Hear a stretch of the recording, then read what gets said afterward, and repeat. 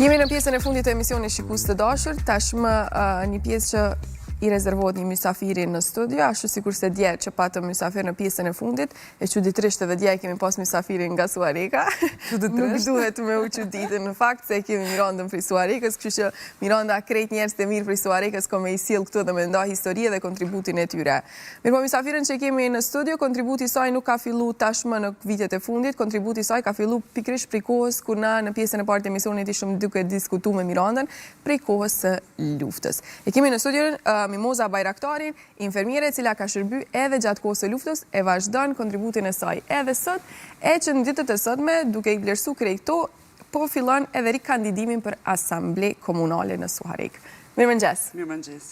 Unë I përmenda plot pika që përfshin deri diku rrugtimin tënd prej kohës së luftës e deri sot. Po nëse I shohim kështu veç si pika të shkurta, duket shumë pak punë.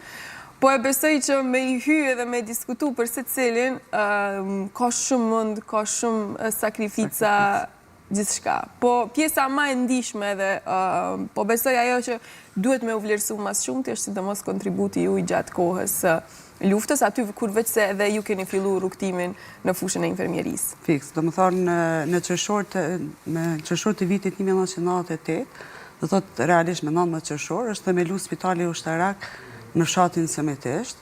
Në atë kohën isha një 18 vjeçare, edhe kemi qenë një familje madhe, ku në fshat kanë qenë odat. Edhe në majtë diskutimet në oda, zakonisht në odën e babës temi, në majtë të takime me të ndryshme të asaj kohës si që kanë qenë, edhe vjen I ndjeri Uk Bytyqi I kryetari komunës, po pikrisht edhe ajo është nga ky fshat, edhe doktor Sali Aslani. Edhe takuar me babën, thot, jemi të themelu spitalin në Ushtarak kështu, por na duhen infermier, duhet me thirr Mimozën, me bisedu me ta, se nga ai fshat ishmi shumë infermiere. Edhe më thret baba, not, thot, kanë arë për themelimin e spitalit, unë si vajzë e re se kum kuptu, krejt se çka do të thotë, sepse jam shumë e re dhe luftë na kemi përjetuar, dhe pse ka qenë një luftë çdo ditë që jemi rrit me një farë lloj lufte, po jo ashtu lufta si që filloj. Edhe dush me dalë, tha në fshat, po më thot Uk Bytyqi, ish kryetari I komunës, tha dush me dalë në fshat, se cilën shtëpi, tha mi thirr krejt vajzat që janë në shkollë të infermierisë, realisht na ishmi edhe në shkolla ende pa përfundu shkolla. Ishim 18 vajza edhe një djalë që ishim infermier, po kishim edhe mjek nga fshati, 2 mjek, edhe fillum që a ditë me bë themelimin e spitalit. Po se cilën shtëpi që shkova, vullneti ishte I jashtëzakonshëm. Asnjë nuk hezitoj që të vi, edhe I formum 3 ekipe që filloj shumë, dikush punoj ke ditër, natën, do thot me ndrime. Me ndrime. Po, sepse ai ishte spital. Pavarësisht pse ka qenë I fshat I vogël, nuk është shumë fshat I madh, po me të vërtet kanë qenë njerëz me zemër të madhe. Edhe kemi fillu, kemi bërë një punë të jashtëzakonshme, edhe pse në ditët e para nuk ishte ashtu të plagosur të randë ose diçka, ishin zakonisht u trajtojshin njerëz me sëmundje të ndryshme, tensiona ose gripna ose kështu të zakonshme. Ndërsa kur në Korrek filloi një ofanzim në fshatin Peçan, aty kishte shumë të plagosur edhe të vdekur, edhe ishte hera parë që na si vajza të reja hasëm në ato raste. Kujtohet si sot unë kryta ndrimin e natës që isha dhe shkova në shtëpi sepse shtëpinë e kisha afër spitalit ku ishte. Më thret nana, thot thët se është të ndodhë diçka shumë e madhe. Kur kemi shku, dash kur jam kthy, e kum pa për herë të parë të plagosur shumë. Edhe normal, si një vajzë e re, kum hezitu pak, jam kthy. Një doktor është nga fshati Peçan, Nasip Fetio, si sot më kujtohet, kur më thot, ktheve dhe ti qatë plaki me lidh. Edhe fillova me nguru se a do di me lidh ajo. Ofrov, tha, vendosi dorëzat shpejt, tha, hajde me mu. Edhe mua aty është heka ajo tremat për pse po shet gjaku, sepse po shet plak të madhe, ose diçka, edhe kemi fillu edhe kemi punu pa ndërprerje. Sa ne kanë qenë ofanzivat ndryshme, plak ndryshme, terenet ndryshme, jemi bartë prej një fshati, një fshat, këtë ka qenë, qysh kanë qenë ofanzivat. Edhe kemi vazhdu kështu. E përmendet që ka qenë shumë e vështirë, sidomos për një vajzë të rejtë 18 vjeçare me fillu një punë të tillë.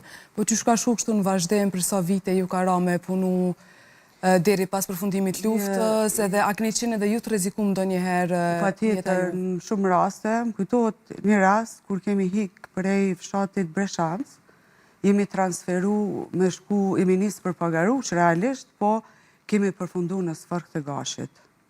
Atëherë ka qenë një situatë jashtëzakonisht e rëndë, se kemi ditë as na do të shpëtojmë, sepse ishte një kamion shumë i madh që i kishmi vendos plagosurit. Na gjithmonë plagosurit i vendos shumë njerë për mi transportu, me siguru ata, pastaj në si staf.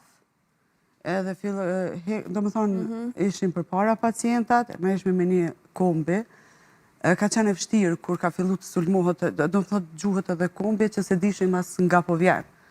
Edhe shku në shkollën e Sforkës së Gashit, atje kemi ne në shkollë 5 ditë, më sa më kujtohet se tash kanë kalu shumë kohë dhe jo që të kujtohen krejt sakt, edhe ajo ka qenë një sfidë jashtëzakonshme derisa kanë ardhur familjar të asoj rrethine, fshatit Rudimës, Gaboj, edhe një fshat tjetër, po për momentin s'po m'bjen në emri, ata nga për Oda ne kanë shpërndat plagosurit, edhe na tani vazhdojshëm prej një Ode me një Odë tjetër e jepshmi ndihmën. Prapë masa ne jemi transferu në Pagarush e kështu me radhë. Ka pas momente, sepse si 18 vjeçare dhe the që atë kohë keni qenë akoma duke përfundu shkollën, akoma po besoj gjatë asaj kohës jeni kont njoftume me situata tilla e sidomos me shku në ekstremin e asaj kur keni pa numër të madh të plagosurve ose persona që kanë humb jetën para syve të juaj, sepse po besoj që është ka qenë e pamundur me u shpëtu të gjithë ata.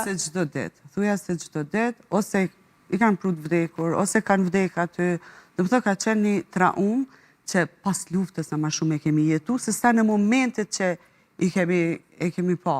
Po fatbarësisht ka pas edhe infermjerë të fshatrave për rreth, që kanë qenë me një përvoj ma gjatë.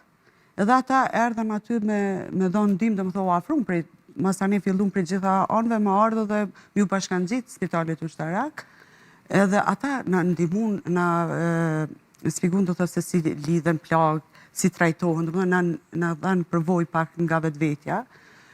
Po vullneti, gjithë shka po arrishe me vullnet. Më thë ka qenë një vullnet shumë i madhë, sepse ti je rrit, edhe ka ardin qatë mosh, as një ditë e lirë se ke pas, gjithmonë ke jetu me frigën, se qka do të do sot, qka do të do nesër, duke marrë parasysh se cilën familje shqiptare ka pas maltërtimet të ndryshme. Për shkakun familjen time, unë e kujtoj si sot agjen kur ma kanë marrë 2 herë me çfarë lloj dhuna është përdor, unë si fëmijë kam pas ato trauma. E çdo ditë kur kemi dalë në rrugë kemi pasje protesta, ajo. Kjo do thotë, tani ju ka bashkangjitur është bërë një lloj vullneti i madh që të kontribuojmë secili aq sa mujmë dhe dim, po të lirohemi një herë për gjithmonë. Do thënë asnjë moment nuk ka qenë në mendjen tënde me hek dorë, Absolut, jo unë, po asnjë. As kemi ditë me mendu për frigën se çka ndodh. Nashta dhe jemi shumë treja dhe s'kemi ditë me mendu. Nanat e tona, baballarët e tonë kanë pas frigën tonë. Çdo herë. Mas lufte kemi diskutuar me print ato se cila ka qenë friga, çka ka mujt me ndodh. Na si treja, mirë që s'kemi ditë me mendu në atë pjesë. Më gjatë. Pas luftës më të vërtet kanë qenë traumat një pasnjëshme. E përmendu që keni pas shumë raste, po nështë anaj rast kështu ma onik krykart, ndoshta ndonjë fëmijë është pak ma e vështirë, ose që e mban mend kështu gjithmonë është që s'kime arru asnjëherë kur të ka ardhë vetëse në spital, ose qoftë edhe shërbime shtëpiake. Po fëmijë kemi pas, po jo të plagosur fatbarësisht. Në qatë periudhë që kam qenë unë nuk ka pas të fëmijë të plagosur. Djemë të ri, me mosh 16 vjeçare, këto kanë qenë shumë të ata. Rast specifik ka qenë rasti i Skënderqekut, që e kujtoj çdo herë më bjen mend si rast. Ka qenë kur i kanë prut plagosur nga ana e Deçanit, edhe i prunën sepse atje ka ndodhur ofanziva dhe i larguan prej atje i prunën të na aty në fshat. Do më thonë, në fshatin Breshanc ishke spitali që operoj, ishke dhe doktor Agim Hazrolli, po në atë Covid ke edhe Shpëtim Robi, doktore si anesteziolog edhe ekipet e tjera që ndihmojshin në rastet e operacioneve. Ndërsa Skënderqeku më kujtohet që ka zgjatur një operacion diku 8 orë. Edhe shkoi shumë mirë operacioni, gjithçka. Edhe në fund dul mjeku dhe i tha ushtarëve që e pritin, do thotë se jashtë, se çka po ndodh me ta, thotë deri tash mirë, vazhdoj edhe shpëtoj. Po fatkeqësisht pas gjysmore, ai ndroi. Do të thotë ka qenë një ndjenjë shumë e keqe kur ata një herë hedhën fishek zjarre që shpëtoi. Mas gjysmore ti thush që ka vdek, ka qenë, do të thotë si rast që më kujtohet shumë i vështirë. Dy emocione shumë të forta në ty. Në njëjtin moment dy emocione shumë forta, edhe tash ti për më bë varrimi i tij, ka qenë e pamundur me çu në qyshkun e Pes ku e ka përjardhjen.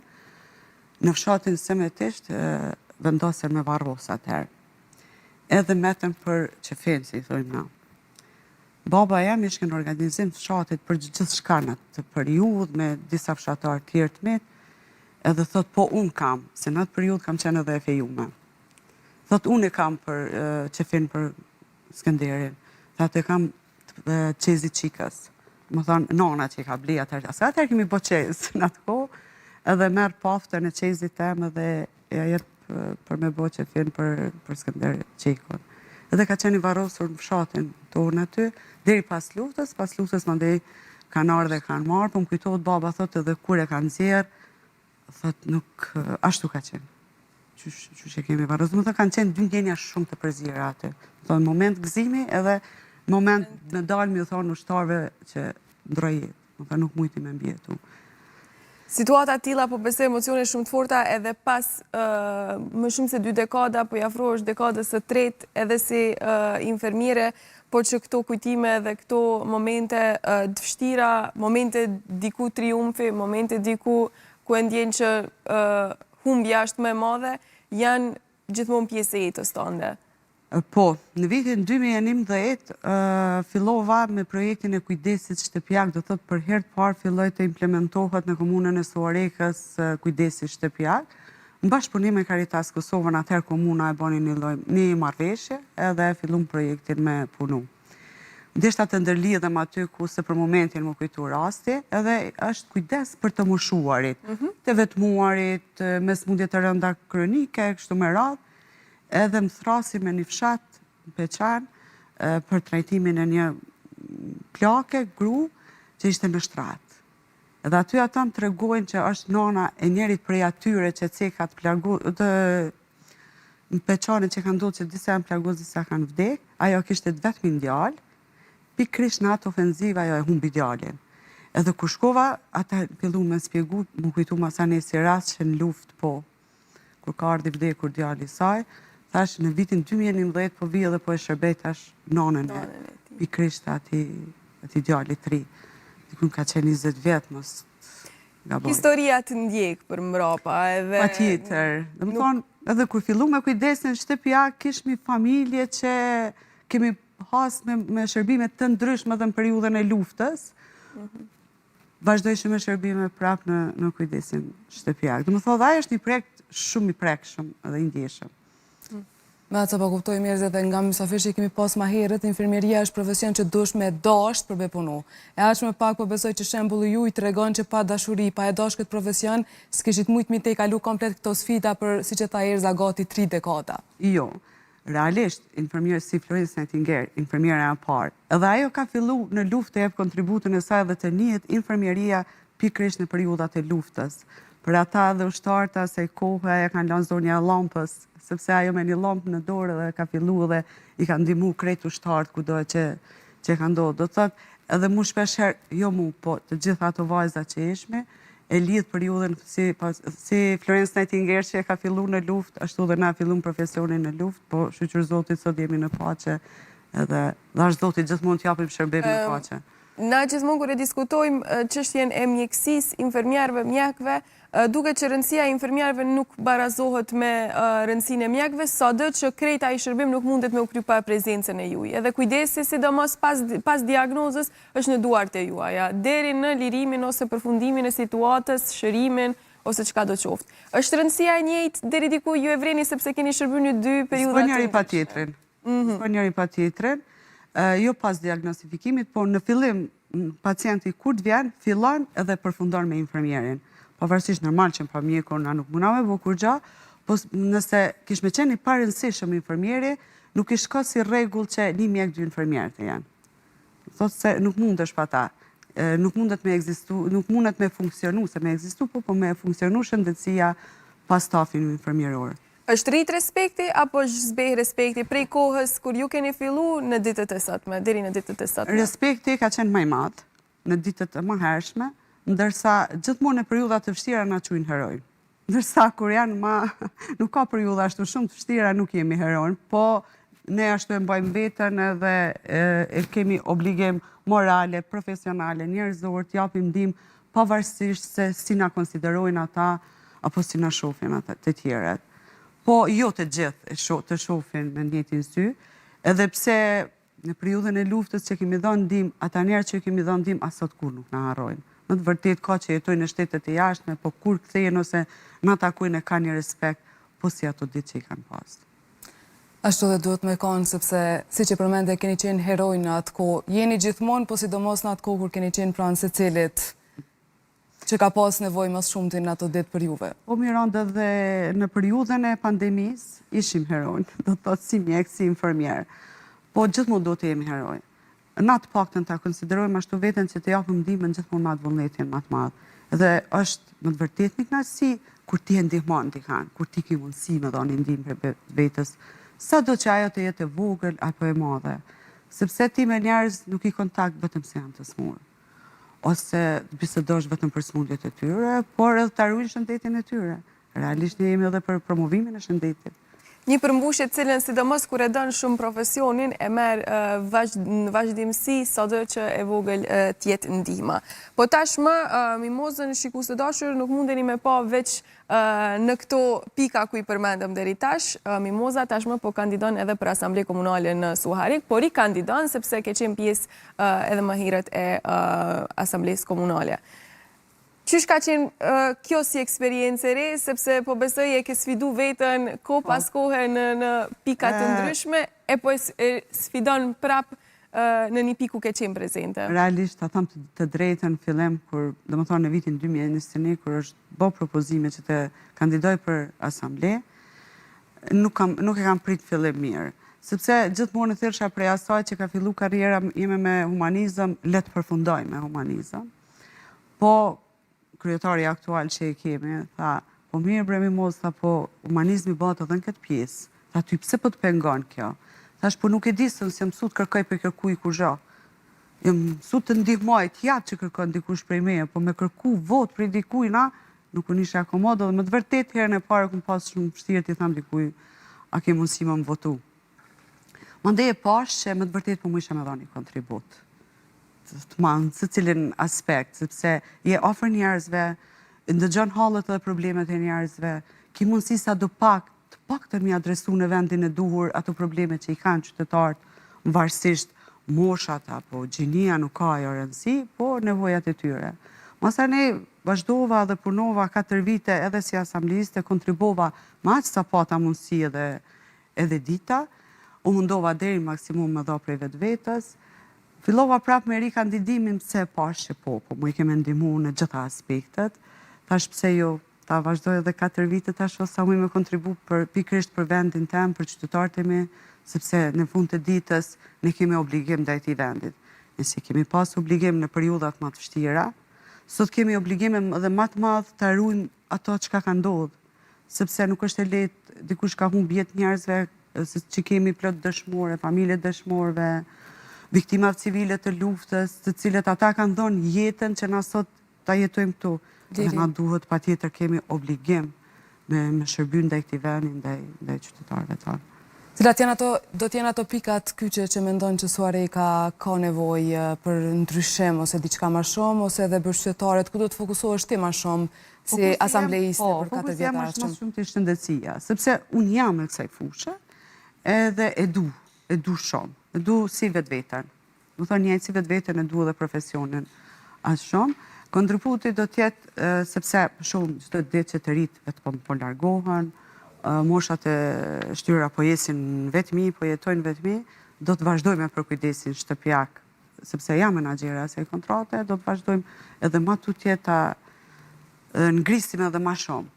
Po çka është ajo më e rëndësishmja që për krajen e kemi gjetë edhe nga kryetari i komunës me ide që ta bëjmë kujdesin geriatrik. Do të thotë kujdesi geriatrik i përfshin të moshuarit në shtëpi, nuk do të thotë gjithmonë kujdesi shëndetësor. Sepse ata ka nevojë edhe për gjanat e tjera.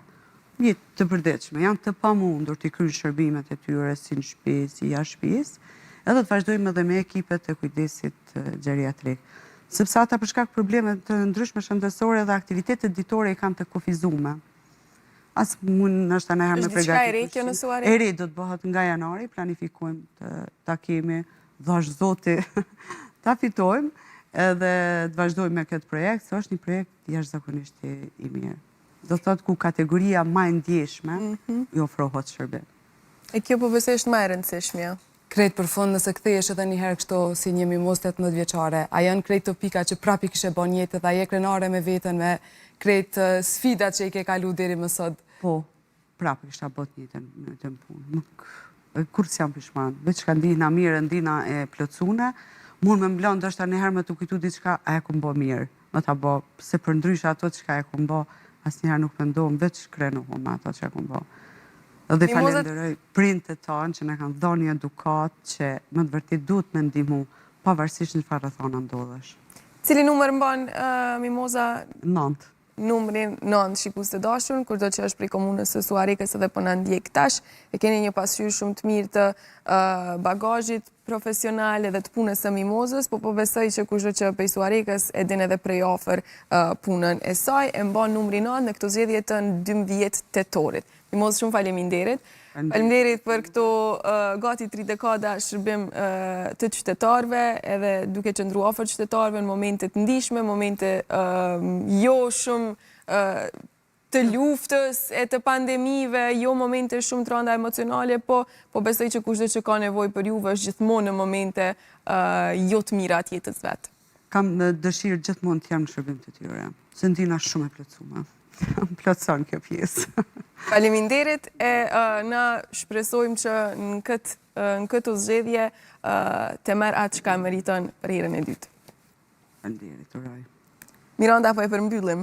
Po e përmbyllim, po e falenderoj. Nuk e di çka kemi me bo me ty, gjithmonë me mysafirt që po i sjell prej Suarikës e po i fton prej Suarikës, po e te i kalojmë shikues të dashur kohën televizive, po s'po kemi faj. Po mysafir shumë të mirë, na Suarikas jemi kështu në përgjithësi, jemi krejt shumë të mirë. E kur jemi të falenderimet, ne falenderojmë edhe Telkosin shikues të dashur, dashni në lidhje të parë, falenderojmë edhe juve që keni qëndruar me neve për gjatë këtyre 2 orëve emision të mëngjesit, e me mua me Mirandën shihemi prap nesër në ora 7:00 këtu në studion e Herët. Paqeni ditë sa më të bukur sot. Falat anëve.